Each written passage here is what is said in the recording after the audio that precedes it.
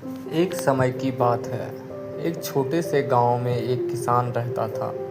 वे किसान जवान था, तंदुरुस्त था और उसके सपने भी बहुत बड़े थे। वे अक्सर गांव के लोगों से कहा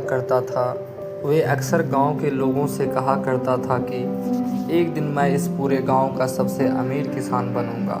मेरे खेत में सोने की तरह चमकती हुई फसलें लहराएंगी, लोग मुझसे सलाह लेने आएंगे और पूरे गांव में मेरी बहुत इज्जत होगी।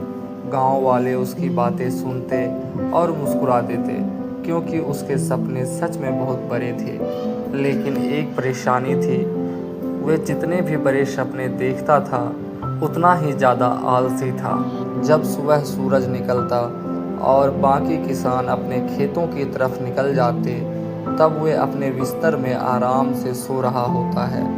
जब गांव के लोग कड़ी धूप में मेहनत कर रहे होते हैं, तब वे किसी पेड़ की छांव में बैठकर अपने सपनों की बातें कर रहा होता है। उसे कामयाबी चाहिए थी, उसे बड़ा किसान बनना था, लेकिन खेत में काम करने का मन नहीं करता था। और दोस्तों, ऐसा सबके साथ होता है। तो एक दिन उसके घर उसके दूर के चाचा जी आए हुए थे। वे उम्र में काफ़ी बड़े थे और गांव भर में एक समझदार इंसान के रूप में जाने जाते थे। अब जब उन्होंने किसान का खेत देखा तो वे हैरान रह गए।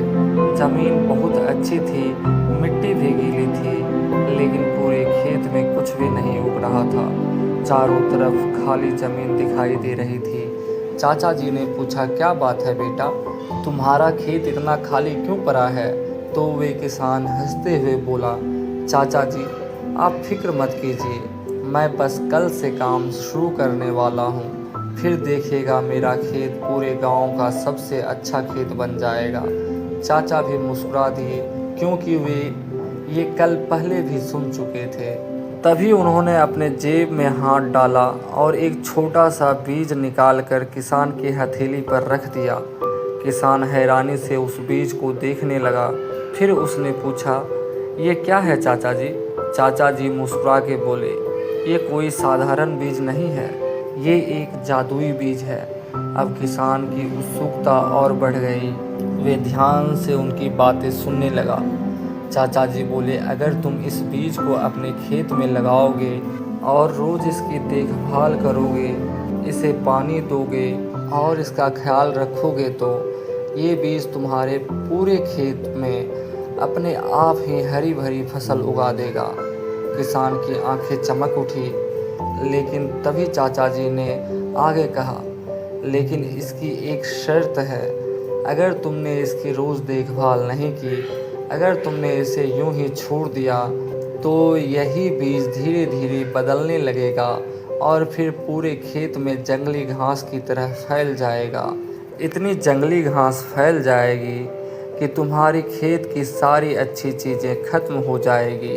किसान हंसते हुए बोला, बस इतनी सी बात है, ये काम तो मैं आसानी से कर लूँगा। अगले दिन उसने वे बीज अपने खेत में लगा दिया। शुरुआत के 2-3 दिन उसने उसकी देखभाल की, उसे पानी भी दिया, लेकिन फिर उसकी पुरानी आदत वापस आने लगी। एक दिन उसने सोचा, आज नहीं, कल पानी दे दूँगा। फिर अगले दिन सोचा, एक दिन से क्या ही फ़र्क पड़ेगा। फिर एक दिन और निकल गया, फिर दूसरा दिन, फिर तीसरा। फिर धीरे धीरे वे उस बीज के बारे में पूरी तरह से भूल गया।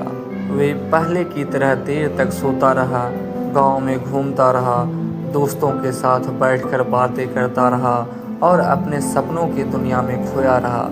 कई हफ्ते गुजर गए। एक दिन अचानक उसे उस जादुई बीज की याद आई। वो भागता हुआ खेत की तरफ गया, लेकिन वहां पहुंचते ही उसके पैर तले ज़मीन खिसक गई। पूरा खेत मोटी मोटी जंगली घास से भर चुका था। जहाँ तक नज़र जा रही थी, वहाँ तक सिर्फ घास ही घास दिखाई दे रही थी। फसल का नामो निशान तक नहीं था। उसका पूरा खेत बर्बाद हो चुका था। वो घबरा कर वहीं ज़मीन पर बैठ गया। उसे समझ नहीं आ रहा था कि आखिर ये सब हुआ कैसे। तभी पीछे से एक आवाज़ आई।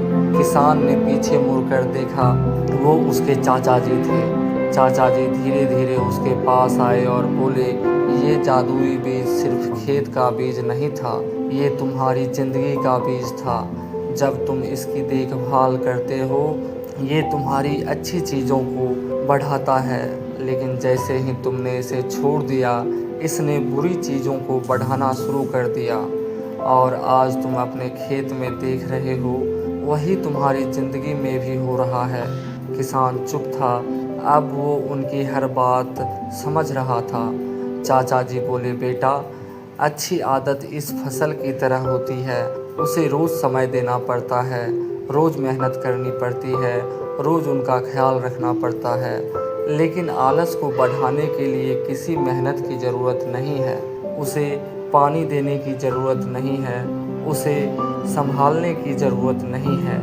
अगर तुम कुछ नहीं भी करोगे तो वे अपने आप बढ़ता रहेगा और धीरे धीरे तुम्हारी पूरी ज़िंदगी पर कब्जा कर लेगा। ये सुनकर किसान हैरान हो गया। उसे अपनी गलती समझ आ चुकी थी। उसे एहसास हो गया था कि उसके सपनों को किसी और ने नहीं, बल्कि उसके अपने आलस ने बर्बाद किया है। दोस्तों, इस कहानी से हमें ये सीख मिलती है कि हम में से ज़्यादा लोग सोचते हैं कि आलस अचानक आता है, लेकिन सच तो ये है कि आलस अपने आप धीरे धीरे बढ़ता है। उसे बढ़ाने के लिए किसी मेहनत की ज़रूरत नहीं होती, उसे पानी देने की ज़रूरत नहीं होती, उसे संभालने की ज़रूरत नहीं होती। अगर आप उसे रोकने की कोशिश नहीं करेंगे तो आपकी ज़िंदगी में उसी जंगली घास की तरह फैल जाएगा। इसलिए अगर आप आलस को ख़त्म करना चाहते हैं तो सिर्फ आलस से लड़ने की कोशिश मत करो, बल्कि अपनी अच्छी आदतों पर ध्यान दो। रोज़ थोड़ा पढ़ो, रोज़ थोड़ा काम करो, रोज़ अपनी लक्ष्य की तरफ एक छोटा कदम बढ़ाओ, क्योंकि जब अच्छी आदतें बढ़ने लगती है तो आलस अपने आप कम होने लगता है। और एक दिन ऐसा आता है जब वही छोटी छोटी अच्छी आदतें आपकी पूरी ज़िंदगी बदल देती है। याद रखो, आलस को ख़त्म करने का सबसे अच्छा तरीका उससे लड़ना नहीं, बल्कि अपनी अच्छी आदत को इतना मजबूत बनाना है कि आलस के लिए आपकी ज़िंदगी में कोई जगह ना बचे। अगर आपको ये कहानी अच्छी लगी हो तो प्लीज़ लाइक एंड सब्सक्राइब करें, अपने दोस्तों के साथ शेयर करें। धन्यवाद।